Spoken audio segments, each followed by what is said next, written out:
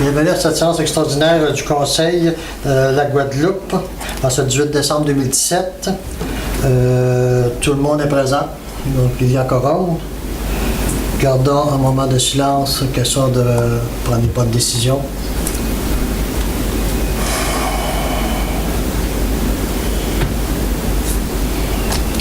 Merci. Alors, la déclaration suivante, est-ce qu'il y a un proposeur? M. Noël. Point 2, il n'y a rien à dire. Au niveau de l'ordre de jour, est-ce que vous l'avez toutes pris connaissance? Oui. Proposeur? Vincent.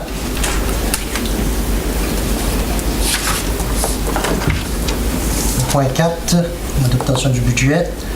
La municipalité de la Guadeloupe dépose un budget équilibré pour l'exercice financier 2018, de même que dans le programme triennal d'immobilisation pour les années 2018, 2019 et 2020.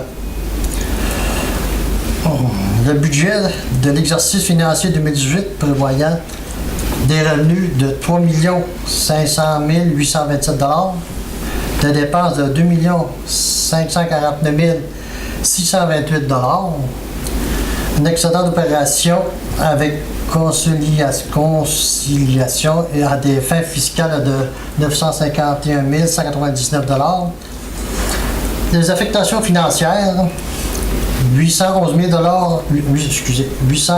640 $ en remboursement de la dette à long terme, 58 331 affectations de surplus réservé et 197 890 $ aux dépenses d'immobilisation de l'exercice 2018.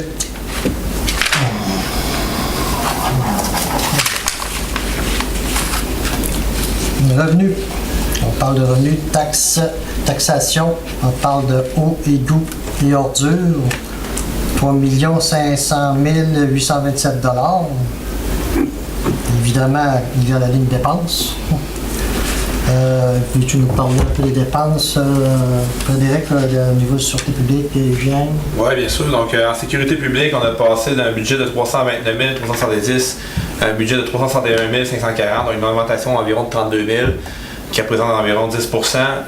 Dans le schéma de couverture de risque pour la sécurité du public, on doit engager un préventionniste, dans le fond, pour l'incendie. Donc, d'où là, le 32 000, c'est une échelle salariale. C'est vraiment, par rapport au schéma de couverture de risque, on a 32 000 de salaire de bonifié sur l'an passé pour le préventionnisme. En hygiène du milieu, on a fait un peu de réaménagement, donc on a, vous allez voir, on a baissé la tarification de l'eau, mais on a augmenté la tarification des égouts parce qu'on avait un déficit du côté des ordures. Donc on est passé d'un budget de tarif résiduel de 233 000 à 248 000, donc c'est une augmentation de 15 000 $, 6,4 %. Merci Frédéric. On voudrait peut-être rajouter au niveau de la sûreté publique, le préventionniste, c'est une obligation de l'engager. Oui, c'est ça. Puis 32 000 toujours répartis en 4 municipalités, donc la Guadeloupe, Saint-Pélagie, Courcelles et Sainte-Salle. Merci Frédéric. Pour ce qui est de... Ça fait le tour. Alors moi, sur ce point, je demanderais... On a le plan triennal. Le plan triennal. Beaucoup de bordures de petits papiers. Oui. Plan triennal. Travaux publics, incendie, on a parlé qu'on avait 53 500 $. Plan de gestion de débordement. On parle qu'on a comme 8 000 $. Le plan de débordement, c'est dû pour obtenir une certification.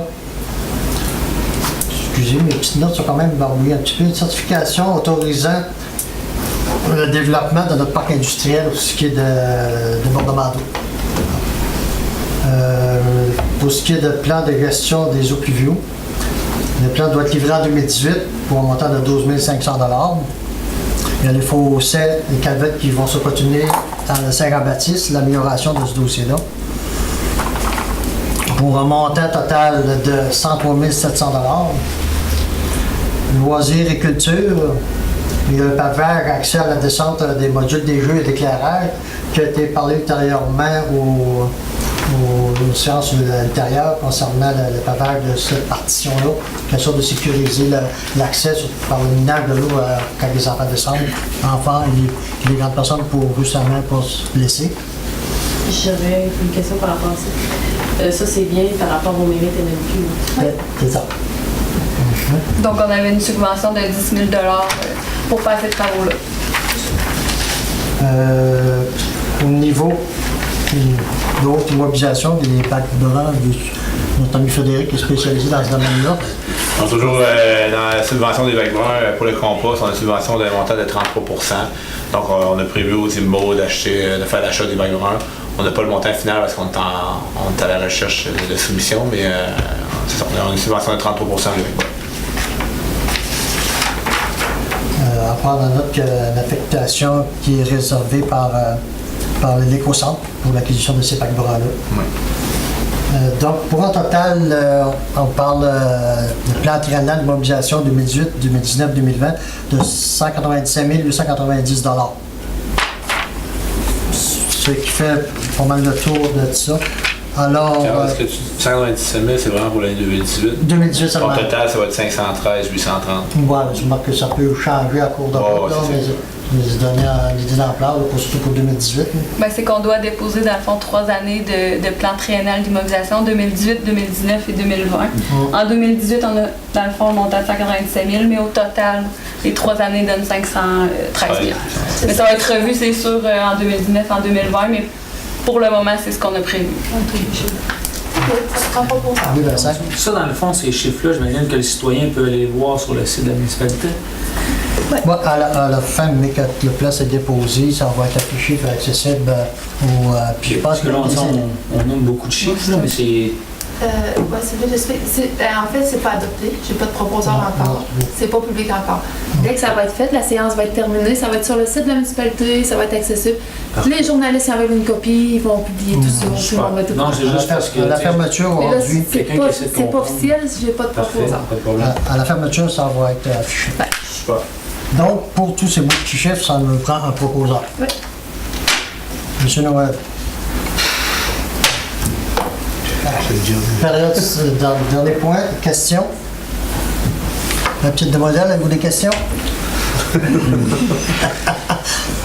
Donc, ça